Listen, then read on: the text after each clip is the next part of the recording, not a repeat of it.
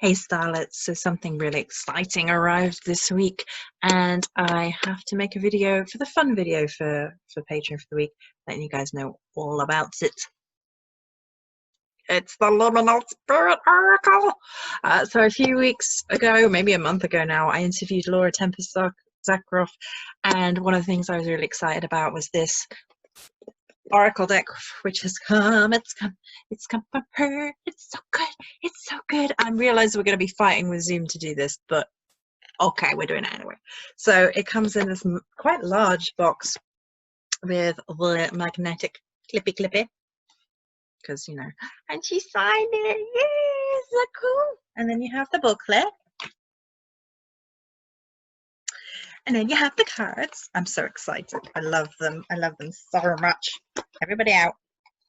Everybody out. And then the box has the honeybee on the bottom. Yep, we're fighting with Zoom. It's a thing.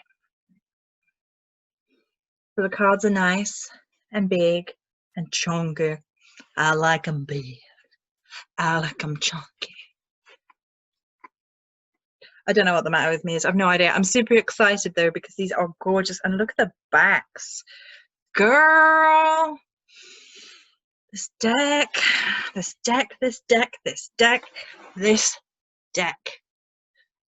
Oh, so Gateway with the Labyrinth is one of the first cards, and oh my goodness. Guys, look at this card. I love the first set of cards an awful lot. So you have this labyrinth, this blue, this eye at the center. I like them. And then we have roots, which I also love because the heart is a tree. The heart is me. I love it. Then you have inspiration, which is a cauldron, and you can see the color scheme going through time. Look at time. Oh my goodness. It has the moon phases, the pentacle as almost like this space between land and sea and air and sky and moon and sun, and and then environment is very abstract, very dry out almost. But star, I love star.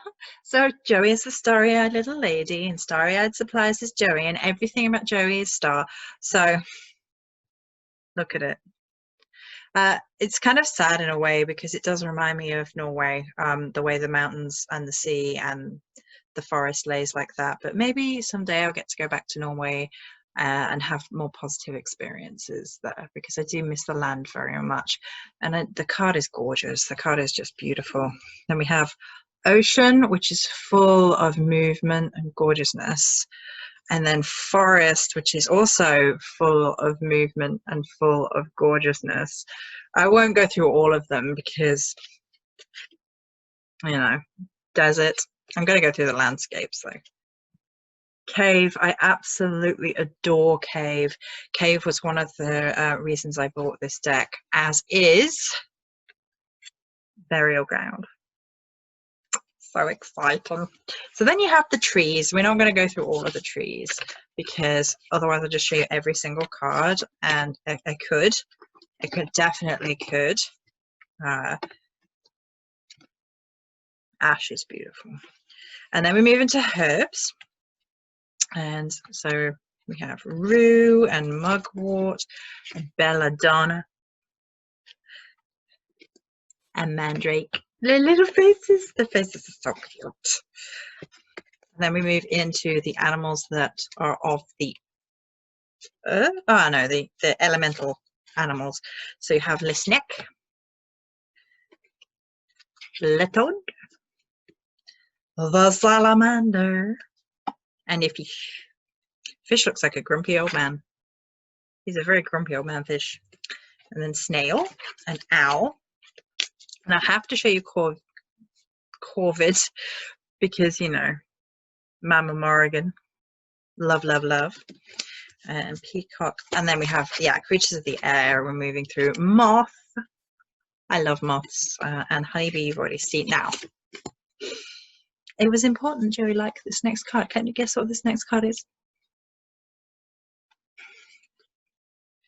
It's a box and it's perfect. I love the fox. I love his little expression. He looks a little bit sassy. I love him.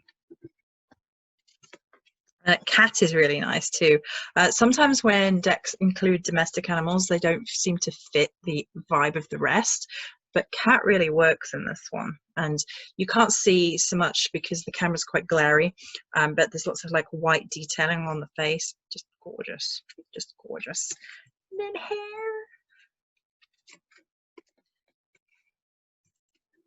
And then we have materials. I really love this about this deck, that this last section is kind of the materials that make other things up. So you have crystal, metal, clay. It's really funny because I just started watching the order and clay is the name of the golem, and now that's all I can see. Fiber, bone, hello, one of the best cards, and mushroom for the top of the deck. So these are really nice, big, chunky. I like them big, and I prefer them that size. They don't have any borders, which I absolutely freaking adore. I love everything about it. The way that it's one word, and then the rest of the deck is, most of the card is the artwork, allowing you to fully absorb it.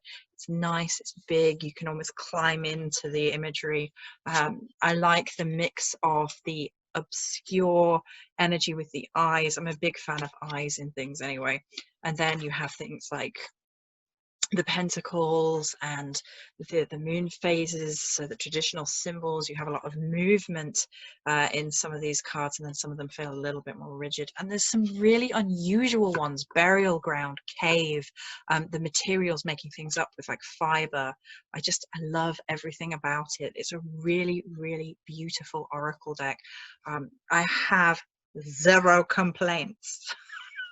Virgo has nothing, not one thing to moan about. I am so, and you know, Virgos can find something, because usually, because Virgos are like, we have to tell the truth, the whole truth, so help me, and cut, because it's fair that people know you know the things that your honest opinions.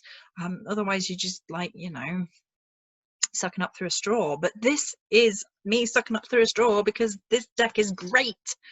It's amazing, guys. I'm really, really happy with it. I'm really stoked. I love the energy. I love the imagery. I love the way it moves. I love the essence of how things are just captured in this deck. It's just wonderful. Wonderful.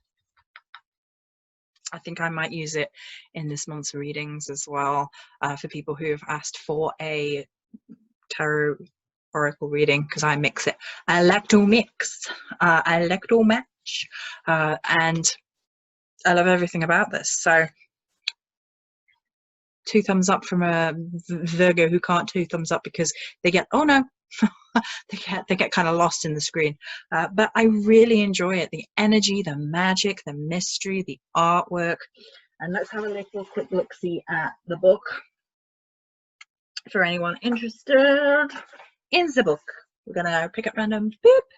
Boop. Randomly got fox. Yes, yes, yes. So you get a colored image of the card and then a page on what it means.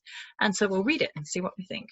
Fox is a creature of craft and cunning, with the tools of diplomacy, charisma, deception, and play, all within easy reach.